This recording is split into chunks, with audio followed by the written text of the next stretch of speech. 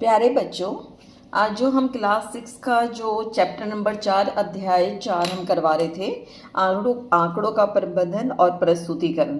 आज उसका हम आखिरी भाग करने जा रहे हैं। ये भाग इतना इम्पोर्टेंट तो नहीं है, लेकिन पूरा करना जरूरी है। चलो स्टार्ट करते हैं। पेज नंबर हम आ गए 101 पर। स्टार्ट करें। थोड़ा सा मैंने उस दिन बताया भी था, फिर देखा कि तो लंबा जा रहा है, तो इसलिए मैंने छोड़ दिया था। ये इसमें क्या बता रखा है कि कुछ बारी क्या होते हैं, कोई आलेख है, हम आलेख बनाते हैं। आलेख हमारे किस तरह होते हैं, मैं आपको दिखाती हूँ। जो हम दंड आलेख बनाते हैं, ये दिख रहा है ऐसे, जो स्तंभ है, जो हम घर में पिलर होते हैं उसकी तरह ये खड़े हैं। इसको हम दंड आलेख कहते हैं। इसमें दो बनाने के तरीके होते हैं। एक तो जिसमें ये जो हमारा दंड है ये खड़ा हुआ है, ये ऊर्ध्वाधर के रूप में है। दूसरा होता है क्षैतिज। क्षैतिज के अंदर लेटे हुए होते हैं। जैसे एक मैंने देखा था, इधर था कहीं पर, हाँ ये देखो, ये लेटा हुआ, ये क्षैतिज के रूप में है। ठीक है, तो उसके ऊपर है कि कहीं पर ऊर्ध्वाधर में अच्छा लगता है और कहीं क्षैतिज में अच्छा लगता है। जैसे इन्होंने उदाहरण से क्या समझाया है, महाद्वीप है एशिया, दक्षिण अमेरिका, उत्तरी America, Africa, Europe, Antarctica, Australia, ये 7 हमारे महाद्वीप है। हाँ बच्चों, आपके सामाजिक का भी काम चल रहा होगा। आप कौन से चैप्टर पे है? मैंने ना इंग्लिश का भी स्टार्ट किया है इसी वाले चैनल पे, आप मेरे उसमें जाके वीडियो देख सकते हैं। मुझे नहीं पता, वैसे मैंने अनलाइकली बेस्ट फ्रेंड्स का बनाया है। अगर आपको इंग्लिश का जो लेसन चल रहा है मेरे को बता देना कमेंट करके, मैं उसकी वीडियो बता दूंगी। उसमें इंग्लिश में अच्छी तरह हिंदी में समझा के और उस वर्ड्स को बोलते कैसे, क्योंकि प्रोनाउंसिएशन बहुत ज़्यादा जरूरी होता है कि आप उस वर्ड का उच्चारण सही से करो। तो उसको हिंदी में लिख के मैंने वो चैप्टर करवाया है। आपका जो चैप्टर चल रहा है इंग्लिश में मुझे बता देना। और अगर आपको सामाजिक में भी, क्योंकि मुझे सामाजिक बहुत अच्छी आती है, और अगर आप सामाजिक में भी सीखना चाहते हो तो मुझे बता देना, मैं आपका वो वाला चैप्टर अच्छी तरह समझा के करवा दूंगी। अब चलो आपको अपने क्वेश्चन पर आते हैं। इसमें क्या है कि आपको पता है हमारे पास 7 महाद्वीप होते हैं। उनके नाम है एशिया, दक्षिणी अमेरिका, उत्तरी अमेरिका, अफ्रीका, यूरोप, एंटार्क्टिका और ऑस्ट्रेलिया। आपको पहाड़ का तो पता ही है, पर्वत जो सबसे ऊंचे होते हैं। तो इसने हर महाद्वीप का एक सबसे ऊंचा पर्वत लिया। जैसे एशिया का एवरेस्ट, दक्षिण अमेरिका का एकोंकागुआ, उत्तरी अमेरिका का देनाली, अफ्रीका का किलिमंजारो, यूरोप का एल्ब्रस, एंटार्क्टिका का विंसन मैसिफ और ऑस्ट्रेलिया का कॉसियुस्को। और उन सबकी हाइट मीटर्स में लिखी है, क्योंकि हम उनको मीटर में नापते हैं। तो इसकी हाइट में इन्होंने 2 तरीके से दिखाया दंड आलेख बना के। एक तो ये तरीका था, ये देखो यहाँ पर सारे पर्वत लिख दिए हर उसके महाद्वीप के, और यहाँ उनकी ऊंचाई लिख दी। यहाँ पे 1000 मीटर का ये अपना वो पैमाना लेके चले। एक ये है, और दूसरा तरीका हमारा ये इस तरीके से। अब ये दोनों तरीके आप देखो कौन सा अच्छा लगता है पहाड़ की ऊंचाई देखने में। ये लेटा हुआ है क्षैतिज रूप में, ये खड़ा है ऊर्ध्वाधर रूप में। क्योंकि हम ऊंचाई की बात कर रहे हैं तो हमें ये देखने में ज्यादा अच्छा लगेगा। देखते ही हम अंदाजा लगा सकते हैं ये पर्वत ही सबसे ऊंचा है, ये उससे छोटे वाला है, ये उससे छोटे वाला है, सबसे छोटा, सबसे कम ऊंचा ये वाला पर्वत है। इसमें देख के हमें बड़ा लेटे लेटे की फील आती है। पर्वत तो ऊंचे उठे होते, लेटा नहीं होते, तो हमें ये देख के अच्छा नहीं लगेगा। बनाने में कोई कमी नहीं है, कोई इसको गलत नहीं ठहराएगा। लेकिन एक चीज होती है ना सुंदर, भाई जैसे आप राइटिंग लिखते हो, एक गंदे हैंड राइटिंग में लिख दिया, एक अच्छी हैंड राइटिंग में लिख दिया। गंदी हैंड राइटिंग का मैडम पर्सन तो पढ़ लेगी, उत्तर पढ़ लेगी, गलत नहीं करेगी। लेकिन अगर अच्छी हैंड राइटिंग हो तो दिखने में सुंदर लगता है। इसी तरह ये दो तरह के आलेख हैं। अगर हम पर्वत की ऊंचाई की बात करें तो ये जो हमारे ऊर्ध्वाधर रूप में ज्यादा देखने में आकर्षक लगेगा। इसे संबंधित बच्चों जो आइए पता लगाइए, जो ये खड़े वाला है इसको हम स्तंभ आलेख यानी कॉलम ग्राफ भी कहते हैं। स्तंभ होते हैं पिलर्स, जो खंबे, जैसे बिजली का खंबा होता है या घर में बिल्डिंग बनाने के लिए हम जो पिलर्स खड़े करते हैं तो उनकी तरह खड़े हैं, इसलिए इसको स्तंभ आलेख या कॉलम ग्राफ भी कहते हैं। इंग्लिश में स्तंभ को हम कॉलम कहते हैं। इसी से संबंधित हमारे 2 क्वेश्चन है। पहला है, आइए पता लगाइए यदि आप अपने विद्यालय की प्रत्येक कक्षा के सबसे लंबे बच्चों की लंबाइयों के आंकड़ों को चित्रीय रूप में दर्शाना चाहते हैं, यानी आपकी क्लास में, आपके स्कूल में मान लो बच्चे 10th तक की क्लास है, पहली से 10वीं, हर क्लास के एक एक बच्चे की है जो सबसे लंबा बच्चा है उसके आपने जो लंबाई उसकी नापी, हाइट नापी और उसको आपने आंकड़ा ले लिया। अब उसका आप दंड आलेख बनाओगे, चित्रीय रूप में दर्शाना चाहते तो क्या आप क्षैतिज मतलब लेटा हुआ दंड आलेख का उपयोग करना चाहोगे या ऊर्ध्वाधर को ऊर्ध्वाधर रूप में, ऊर्ध्वाधर वाला था जो हमारा लेटा हुआ है, सॉरी ऊर्ध्वाधर वो था जो हमारा खड़े वाला है जिसको हम स्तंभ आलेख भी कहते हैं, और क्षैतिज कौन सा था, लेटे वाला। तो इसमें कौन से में दिखाना चाहोगे, अब खुद सोचो। जो बच्चे की लंबाई जो हम लेटे हुए की तो नापते नहीं है, ठीक है ना, तो जो बच्चा है हम दीवार के साथ खड़ा करके उस बच्चे की तब हम लंबाई नापते हैं, तो लंबाई हम खड़े रूप में नापने हैं, तो ये किस में अच्छा लगेगा, ऊर्ध्वाधर में। तो इसका हम उत्तर कैसे लिखेंगे, हम ऊर्ध्वाधर दंडों वाले आलेख का प्रयोग करना चाहेंगे क्योंकि बच्चों की लंबाई हम ऊर्ध्वाधर रूप में मापते हैं, इसलिए ऊर्ध्वाधर वाले आलेख देखने में ज्यादा आकर्षक लगेंगे। अगला प्रश्न है, यदि आप प्रत्येक महाद्वीप की सबसे लंबी नदियों और उनकी लंबाइयों की एक सारणी बना रही हैं, जैसे इसने जो सारणी बना के दी थी उसमें क्या था, प्रत्येक महाद्वीप का सबसे ऊंचा पर्वत, नदियों की लंबाई हम लंबाई में, क्योंकि नदियां जमीन पे लंबी बहती है सांप की तरह, तो हम उसको लेटे हुए नापते हैं। तो आप ऊर्ध्वाधर दंडों वाले या क्षैतिज दंडों वाले दंड आलेख में किसको प्राथमिकता देंगे, क्यों। एक तो ये प्रश्न है। अगला प्रश्न है, इस सूचना को प्राप्त करने का प्रयास कीजिए और फिर संगत सारिणी है जो ये बनाई है सारिणी, इसको संगत सारिणी कहते हैं, और फिर दंड आलेख बनाइए किस महाद्वीप में सबसे लंबी नदियां हैं। इसमें क्या है, क्योंकि नदियों को हम लेटे हुए रूप में नापते हैं, क्योंकि नदी तो खड़ी होती नहीं पर्वत की तरह, तो इसको जो हम इसका आलेख बनाएंगे हम क्षैतिज आलेख बनाएंगे, लेटा हुआ आलेख। तो इसका उत्तर कैसे लिखेंगे, हम क्षैतिज दंडों वाले आलेख का प्रयोग करना चाहेंगे क्योंकि नदियों की लंबाई क्षैतिज रूप में मापते हैं, इसलिए क्षैतिज दंड वाले आलेख ज्यादा आकर्षक बनेंगे।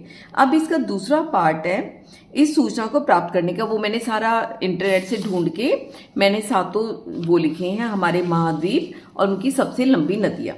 जैसे महाद्वीप, ये सबसे लंबी नदी, लंबाई ब्रैकेट में किलोमीटर लिख दिया, इसका मतलब ये जो हमने लंबाई है ये किलोमीटर में नाप रखी है। पहाड़ों की ऊंचाई हम मीटर में नापते हैं, नदियों की किलोमीटर, क्योंकि नदी बहुत लंबी होती है, मीटर बहुत ज़्यादा हो जाएंगे, तो इसको हम किलोमीटर में नापते हैं। आपको सबको पता है ना, 1 किलोमीटर में 1000 मीटर होते हैं। तो अब देखो, पहला सबसे बड़ी नदी अफ्रीका में है, अफ्रीका में नील नदी है, इसकी जो लंबाई है 6650 किलोमीटर। फिर उसके बाद आती है दक्षिण अमेरिका की, इसकी अमेजन नदी है, अमेजन जो कोरियर भी आता है उसका, इसकी लंबाई है 6400 किलोमीटर। तीसरे नंबर पे एशिया में आती है यांग तजी, ये उसमें है, चाइना में है, और इसकी लंबाई है 6300। उसके बाद आते हैं उत्तरी अमेरिका में, ये मिसोरी नदी है, ये इसकी लंबाई है 4088 किलोमीटर। फिर यूरोप में वोल्गा नदी है, इसकी लंबाई है 2294 मीटर। ऑस्ट्रेलिया में मरे नदी है और इसकी लंबाई है 2508 किलोमीटर। एंटार्क्टिका सबसे छोटी नदी सभी महाद्वीपों में एंटार्क्टिका में है, और इसकी एंटार्क्टिका की सबसे बड़ी नदी ओनिक्स, जिसकी लंबाई सिर्फ और सिर्फ 32 किलोमीटर है। हमें इसके लिए दंड आलेख बनाना है, क्योंकि जो नदियां हैं लेटी हुई अच्छी लगती है, तो हम इसका क्षैतिज दंड आलेख बनाएंगे। कैसे बनाएंगे, इसका जो पैमाना है हम 1000 किलोमीटर मान के चलेंगे, क्योंकि अगर हम 500 मीटर भी मानेंगे तो हमारा इसके अंदर आएगा नहीं। यहां से निशान भी लगा लेते हैं, 0 से स्टार्ट करके ये हमारा 1000 हो जाएगा। इधर देखो, ये हमारा, ताकि हमारे बराबर ऊंचाई 1000, 2000, 3000, 4000, 5000, 6,000, 7,000, 8,000 और चाहो तो 9,000 भी लिख सकते हो। तो यहाँ पर हम क्या लिख देंगे, ये यहाँ क्या लिखेंगे, 0, 1,000, 2,000, 3,000, 4,000, 5,000, 6,000, 7,000, 8,000, 9,000। इसके नीचे क्या लिखेंगे, लंबाई। 1,000, 2,000, 3,000 क्या है, ये किलोमीटर, तो ब्रैकेट में हम लिख देंगे किलोमीटर। ठीक है, ये हमने एक तरफ का लिख दिया। इसकी हेडिंग क्या देंगे हम, महाद्वीपों की सबसे लंबी नदियां। महाद्वीपों की सबसे लंबी नदियां। यहां पे हम सबसे पहले लिखेंगे, हम लाइन में लिखते चले जाते हैं। सबसे पहले हम लिख देते हैं अफ्रीका की। यहां पे लिखेंगे अफ्रीका। अफ्रीका की सबसे लंबी नदी कौन सी थी हमारी, डैश लगा के लिख देंगे नील। फिर 2 छोड़ के फिर यहां पर हम लेंगे, इसके बाद दूसरे नंबर पे है दक्षिण अमेरिका। इसकी कौन सी थी, अमेजन। तीसरे नंबर पे थी एशिया। एशिया में थी हमारी यांगतांजगी, यांगत्जी। उसके बाद थी उत्तरी अमेरिका।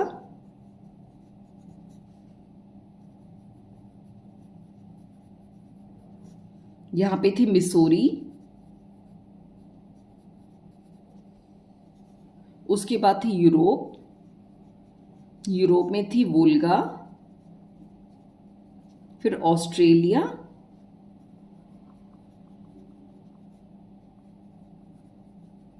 ऑस्ट्रेलिया में थी मरे। और फिर एंटार्क्टिका।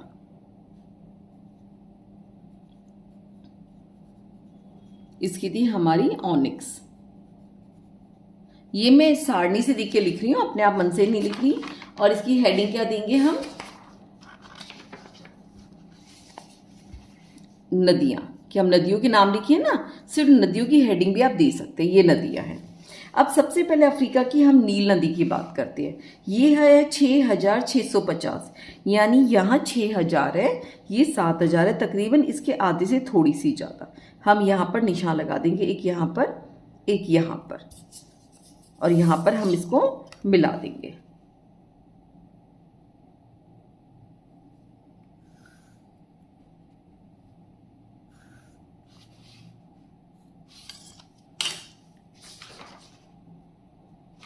ठीक है, ये हमारी नील नदी हो गई। दूसरी है अमेजन। अमेजन की हाइट देख पा रहे हैं हम 6,400, आधे से थोड़ी सी कम, यानी हम एक यहां, इससे थोड़ी सी कम यहां लगाएंगे डॉट, एक यहां लगाएंगे। इन दोनों को मिलाएंगे, ये हो गई हमारी दक्षिण अमेरिका की अमेजन नदी।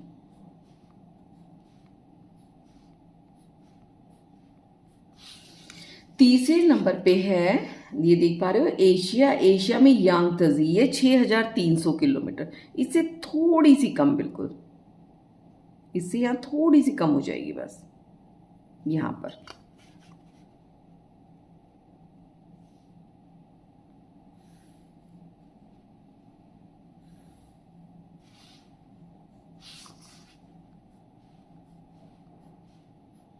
ये हमारी तीसरी नदी बन गई। चौथी है हमारी उत्तरी अमेरिका की मिसौरी। मिसौरी है 4,088, ये देखो यहां पर 4,000 है, ये 4,000 है, 4,000 के पास 4,088, तो हमें समझ नहीं आ रहा, तो हम यहाँ क्या करेंगे, फुट्टे की हेल्प लेंगे और थोड़ा सा इससे ऊपर यहां दिखाएंगे।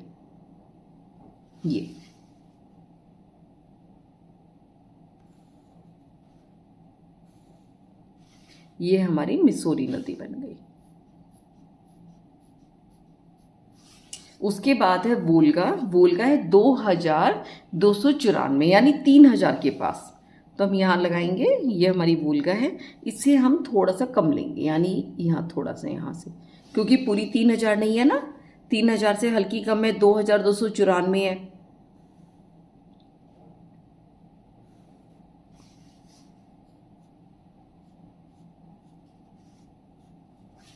फिर मरे जो है 2508 है, यानी 2000 और 3000 के बीच में। हम तो बीच वाले पॉइंट से यहाँ हम निशान लगा लेंगे।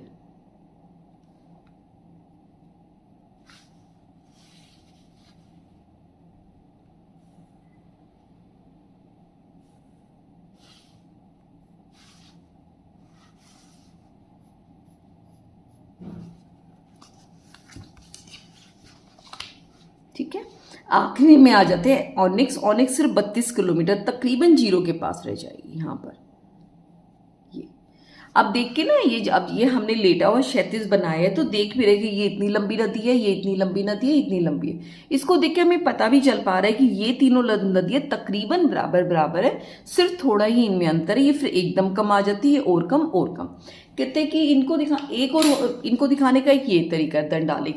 एक होता है कि उसको आप क्या कहते हैं, और सूचना भी दो और उसको सुंदर भी बना दो, तो इसको हम कहते हैं सूचना ग्राफिक्स। इंग्लिश में कहेंगे इन्फोग्राफिक्स। सूचना की इंग्लिश होते हैं इंफॉर्मेशन, ग्राफिक्स ही होता है इसका। अगर हम ये इन्फो का रिमेशन हटा दे तो इन्फोग्राफिक्स बन जाता है। ये किस तरह हो गया कि अगर हम ये ना दिखा के, ऐसे हमने आयत से बनाए, आयत ना बना के हम ये क्या बना दे, हम त्रिभुज बना दे। हम ऐसे दिखा भी सकते हैं, लेकिन इसमें क्या दिक्कत हो रही है, जो हम ये दंड आलेख दिखा रहे हैं, हम सिर्फ ये दिखाना चाह रहे हैं कि हम पहाड़ों की चौड़ाई नहीं नाप रहे, हम सिर्फ लंबाई नाप रहे हैं। इसमें क्या लग रहा है, ये पहाड़ लंबा भी है और चौड़ा भी है, तो हमें ये इसे गलत चला जाएगा। ये तो कोई ज़्यादा चौड़ा है, ये कम चौड़ा है, लेकिन हम तो पहाड़ों की चौड़ाई नाप ही नहीं सकते, ना हमें पता है इस चीज़ का, तो यहाँ से गलत इन्फॉर्मेशन जा रही है। तो इसको हम नहीं बनाएंगे, लेकिन दिखने में ज़्यादा सुंदर दिख रहा है। अब जैसे एक और इन्होंने तरीका क्या दिखाया कि इन्होंने क्या, इसको पहाड़ के रूप में दिखा दिया। ये एवरेस्ट है, ये एकोंगुआ है, ये देनाली है, लेकिन ये देखते हैं हमें क्या लग रहा है, हिमालय पर्वत है। अब इसमें और इस हाइट जो ये तकरीबन अगर हम देखें, ये तकरीबन बराबर बराबर है, ये 8000, ये 6000, लेकिन यहाँ देखने में लग रहा है कि इससे दुगना ऊंचा है, यानी 6 का 12000 के आसपास मीटर ये है, लेकिन सिर्फ 8000 है। तो ये चीज़ें भी हमें कई बार भ्रामक बना सकती है, जो हमें गलत इन्फॉर्मेशन देती है, गलत सूचना दे देती है। तो जब भी इन्फोग्राफिक्स बनाते हैं तो हमें बहुत ध्यान रखना पड़ता है कि जो हमारी इन्फॉर्मेशन जा रही है, सूचना जा रही है, वो सही जा रही है। बस ये आपका पूरा चैप्टर हो गया, अब तो सारांश आ गया। अब हम इसके बाद अध्याय नंबर 5 करेंगे। अध्याय 5 है आपका अभाज्य समय। तो चैप्टर नंबर 5 करेंगे। आप मुझे कमेंट करके बता सकते हो आपके स्कूल में कौन सा चैप्टर कर रहे हैं। अगर आपको सामाजिक या इंग्लिश का पढ़ना है तो मुझे आप कमेंट करके बता दो। थैंक यू, बाय बच्चों।